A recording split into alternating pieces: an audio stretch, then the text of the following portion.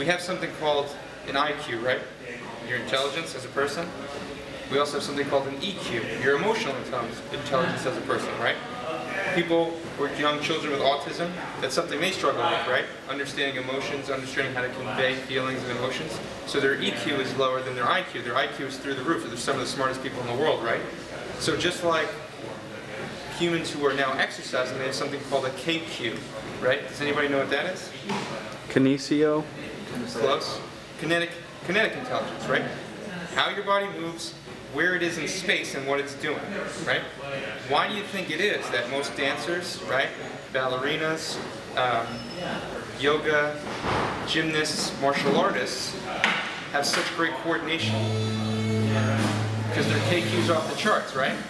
Right? Why do you think you have some athletes who are a Michael Jordan, and some guys with the same height, same build, same structure, don't even make it to the NBA? It's because their KQ, right, their kinetic intelligence is a lot greater, and because they train movement patterns and not muscles, right? If Michael Jordan spent time in the gym just doing 100 squats, would he be a great leaper? Would he be able to contort his body when he went up for a layup and two guys were in front of him? Of course not, right? Which is why when we train athletes and or the general population or anyone who's deconditioned, we have to think, what is this person doing on a daily basis? And let's train him for that, right? If I have a person who sits at a desk all the time, am I going to train them sitting down in a machine? No way. No. They've got great practice at that, right? They're very tight already. We don't need them sitting down doing 100 rows, right? We just have to think logically. Now, it really comes into play when you're working with an athlete of any kind, martial artist, basketball, football, baseball, track, soccer, it doesn't matter. We have to understand what the kind of repetitive movements they do in their sport are and how to prevent them for that to prevent injury. A lot of times, you have athletes like a soccer player, right? Let's say they use their quads a lot to kick a ball, right? Or they flex their leg forward, they bend their knee, they use their glute. Trainer has them come in, quads, quads, quads, glutes, they get injured. You have to work the muscles that support those movements just as much as you do the muscles that are the primary movers during that movement, right? So if I had a soccer player, wouldn't it make more sense to have him do step-ups, right, with his foot on a box, so he works his posterior chain? So that he's strong like this when he's running, and he's also strong when he's kicking, so he doesn't get injured, and we don't overdevelop the muscle, right? So today what I want to go over is how to train movement patterns and not just muscles, right? I have a question. Can your body forget a movement?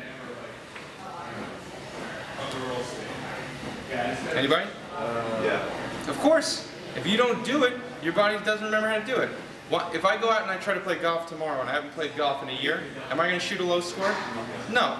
There's no way in hell, right? Because my body's not going to be used to getting my positioning in the right plane, right? Why is it that guys who play golf every single day shoot lower scores than guys who don't? Is it because they're so supremely talented?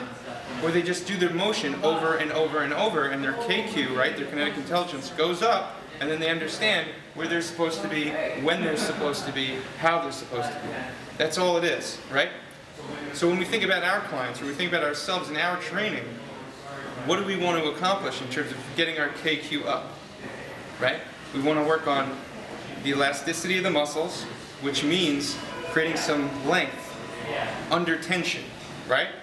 We know that if we do a static stretch and I go like this, my hamstrings are at their weakest point like this, right? Because they're now at their longest point. So if I do this and then add a little bit of tension, what happens? Are my hamstrings stronger? Yeah, of course, right? How do you do a deadlift? Right? Look, we take the hamstrings, they get lengthened, we shorten them when they're under tension, and now they become stronger because we're adding load or intensity or frequency, right? So if we want to train somebody, and we know we have, let's say, a man who sits a lot, right? He has tight hip flexors, but we need to get his legs stronger. How can we train a movement pattern and not a muscle? Right? Because most people would do what? They'd have the guy either sit at a machine and do an exercise, or they'd immediately have this guy try doing lunges like this. If you have tight hip flexors, is this a really comfortable position to be in? No, because basically we're just taking your hips and we're going like this. So what could we do to play to this person's strengths and train a movement? Anybody? Deadlift. Deadlift. Very good. Good guess. Right? Why would a deadlift help this guy? Right? Christian, stand up. Strengthening hamstrings. Yeah, strengthens hamstrings, his glutes, everything, right? So we know if Christian is this guy we're training, right? And he spends a lot of his day flexed forward in this position, right? And he's bent. What's weak? This is obviously exaggerated, but turn it sideways so they can see it. What's weak on him? The anterior chain or the posterior chain? Right? Anterior being the front, posterior being the back. Yeah, the posterior. Posterior, of course. We need this muscle, right? These muscles, the erectors right here, to get stronger. So he's going to do this and stand up straight. So are we going to do pressing with him? No. Are we going to do anything where he's sitting down? No. But how many times do you see someone come in, they go through a fitness evaluation, we know what's wrong with them, they do push-ups, they do bench press, they do machine seated rows. Makes no sense, right? So we want to train patterns and movements that they're going to be doing on a daily basis to help them, right? So one of the things I would have them do, maybe we wouldn't go this heavy, right? But I know he's strong and he can handle it, would be a deadlift. Because watch, ready? So let's set up for a deadlift. We're going to bring his shins all the way to the bar, right? We're going to have him grab the bar. And now we're going to have him drop his butt down, right? And look straight ahead. Look straight ahead. Like this. Good, now freeze. Just from doing this, if he has a weak posterior chain, before he even moves, this is going to be hard. So right now, we're working on telling those muscles to turn on and get used to being moved, because they're hypotonic, which means inactive, right? So from here, when he does the deadlift, just do one, stand up, and he squeezes. Good. We're not asking too much of his hips that are already tight. We're getting them to move forward, and we're getting them to be strong in this position, right? Which is an erect position, right? Relax, you can put it down.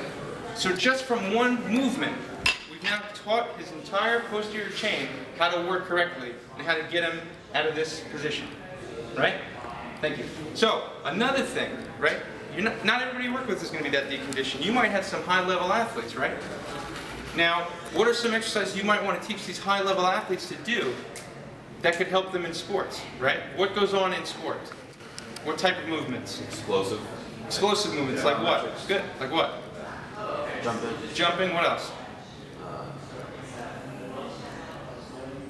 Sprinting. Sprinting, good, right? So, what are commonly regarded as the sprinting muscles? Does anybody know?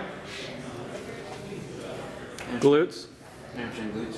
Hamstring, glutes, right? Because it's a pulling motion. When I strike the ground, it's like you're striking a match, right? Your leg is supposed to hit the ground underneath you and fire back like this.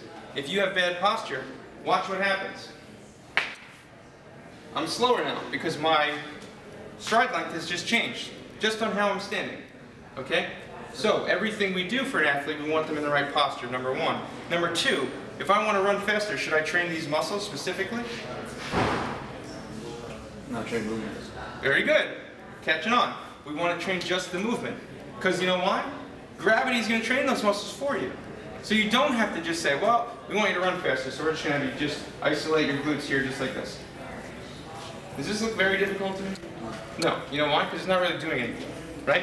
But how about if I did a back squat with weight, or a front squat with weight, or a weighted step up, right? All functional movements that are going to work these muscles.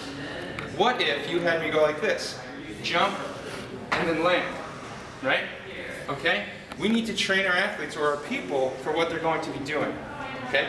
Another thing you never really see when people are training people to run faster, they never work on slowing down and stopping. If you can't come out of a break, right, like someone cutting, or jumping and landing, or decelerating and accelerating, how are you going to be fast? How are you going to be strong? How are you going to be injury-free? You're not, right?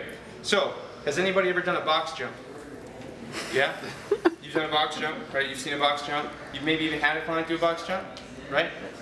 Back up a little bit. Has anybody ever seen this done before? Or has anybody worked on this before? When you do a box jump, right, everyone lands on top here, and then what do? They jump back down, right, and they jump back up. Are you ever working on deceleration? No. No.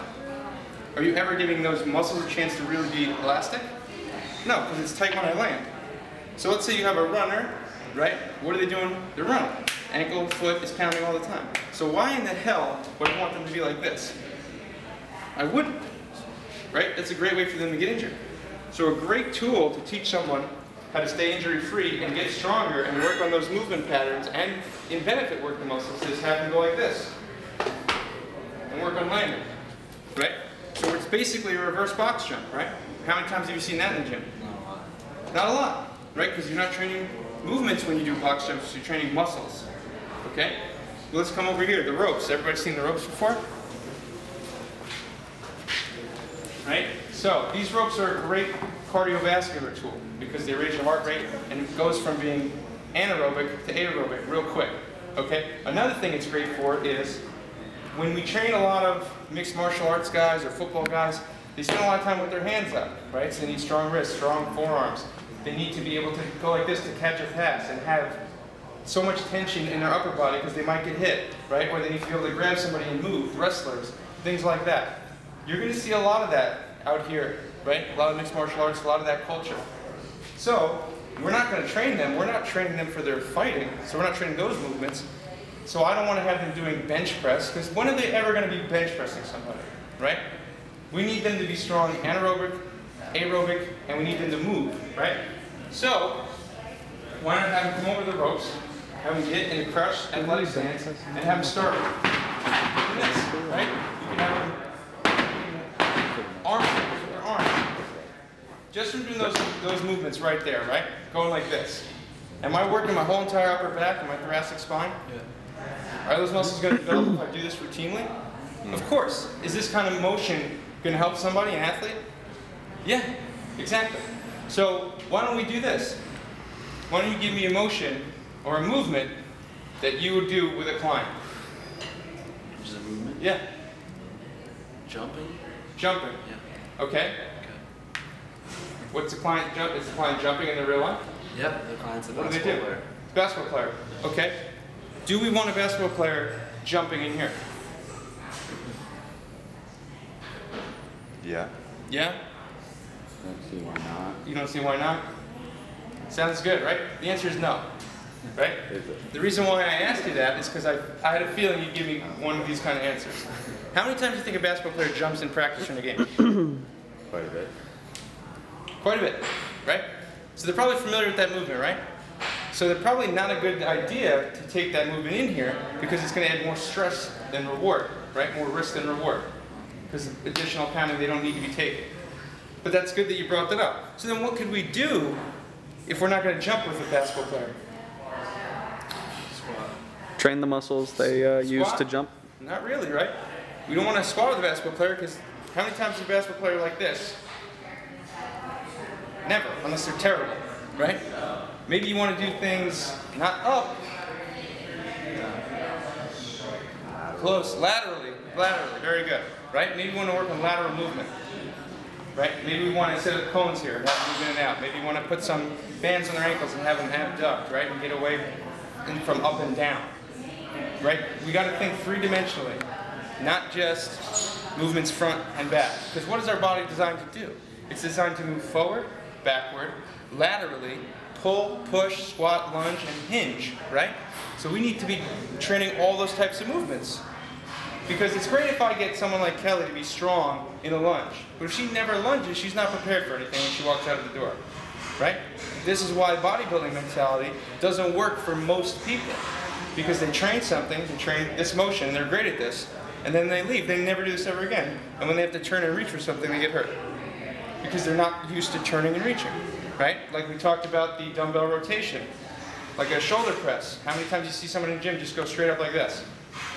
We don't just go straight up and down in real life, right? We go like this, we reach for things, right?